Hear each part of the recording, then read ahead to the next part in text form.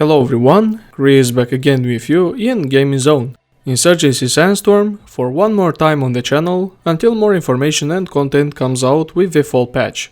I honestly don't want to stop covering this title, since it's the only game out from the recent releases that I care about, especially when there is a lot of wait for the next entry of Battlefield franchise and Call of Duty being absolute garbage, running like a dumpster fire on my system. First up, I'd like to cover the communications of Sandstorm once again. From the recent podcast I've done with some of my friends, we've talked about how there's a community manager change and how some of the problems related to communication from NWI might be addressed. People come and go, but you still expect them to do the job properly. At first, Insurgency Sandstorm's social media started being a bit more active with console edition informations, then it turned to silence again. Father Hank is not that big of an upgrade compared to previous community manager, to be honest, quickly going the same route of silence. Well, what you could expect anyways. Looks like some of my thoughts are true. Apparently the studio has no content or information to share with the community, and that is a shame. Also, I'd like to address the drama related to Dara Dev, because apparently critiquing someone means instant blocking on social media. I'm very disappointed in her not being able to process this information and learn from it, instead opting for the immediate silencing option.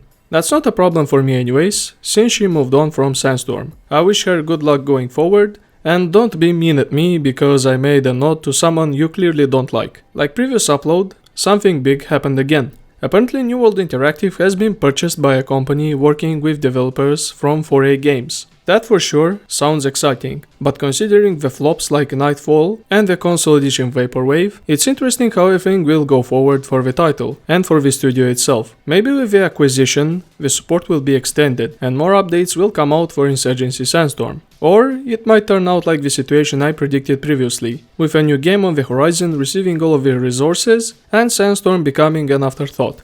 With such a deal completed, NWI must deliver on what they promised, since everything related to Insurgency is already stepping in the wrong direction. With the community unrest, silence, broken updates, something good must be done. Now on to the future development topic. From start I want to say this. The possible endgame for Insurgency Sandstorm might be in about a year, which is 2021, even with the current changes. These calculations were made based on the active period of the original Insurgency title, which released in 2014.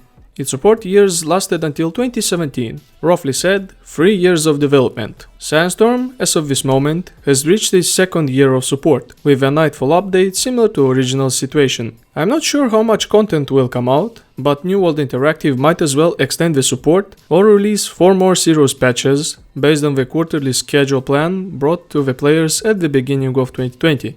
These, once again, are calculated rumors by me. Take them with a grain of salt, because anything can happen to the game's development. In comes the recent deal with the studio. My biggest concern with Sandstorm right now is remastering the original 2014 release locations. Besides outskirts and power plant maps, rest of the post-release content is inspired by the previous game. The idea I want to point out here is authentic locations to be introduced, not taking existing locations, oversaturating and throwing more assets into them, then call it a day. Something new is required. That's why I keep on complaining everything feels stale, since majority of the players know these from Insurgency 2014.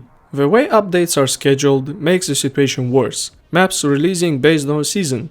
I still remember the release of Power Plant, a fresh addition that made me excited to return and see what's going on. Even Nightfall, just by introducing nighttime conversions of current locations, made everyone excited. And look what's happening with the game now. On the topic of new content, the cosmetics are a must to cover. Since these have been accepted by the community, there is no way New World will remove them from the game. My suggestion is to create authentic skins for the setting, unlike that menstruation blood seen with Nightfall update. Console edition was supposed to get golden weapons, and that is already a bad look for the studio. How about some real-life soldiers' uniform inspirations? For the insurgent faction, there are prime examples from the past, like real insurgents from the problematic regions. There are so many sources which you can use as fundamentals for the skins introduced in game. You'll just have to find some. Now let's talk about the weapons introduced. So, people came to accept that garbage Wellrod, and there are even community events evolving around that sad excuse of a pistol. And people were right when it came to these, as a majority were asking for modern times armament, but instead, the community received World War II weapons. Should I start counting how many weapons have spawned ever since that event happened? To this day I haven't seen new shotguns introduced, 870 and TOS existing there since the release of Sandstorm.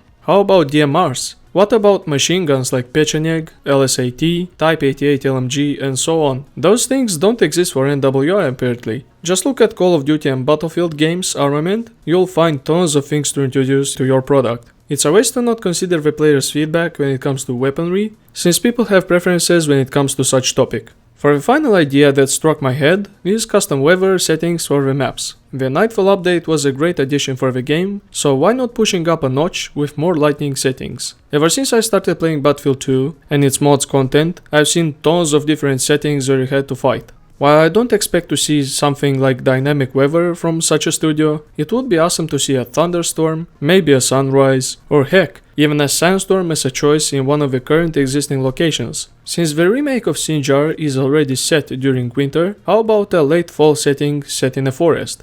How about a twilight map set close to night but there is still sun out there? So many unique ideas, yet only day, sunset and night were implemented into Sandstorm. A different weather for the same map gives a different feel, even if the experience is similar.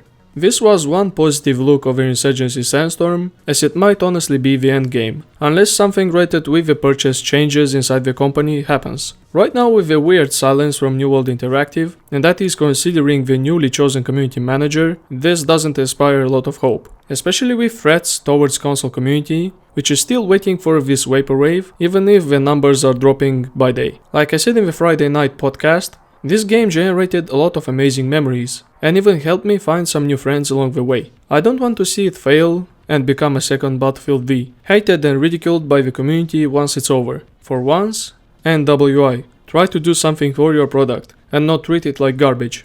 Thank you for watching this upload everyone. Drop a like if you enjoyed this content, and click the subscribe button to help support the channel and have the latest uploads in your video feed. This was Chris, see you next time.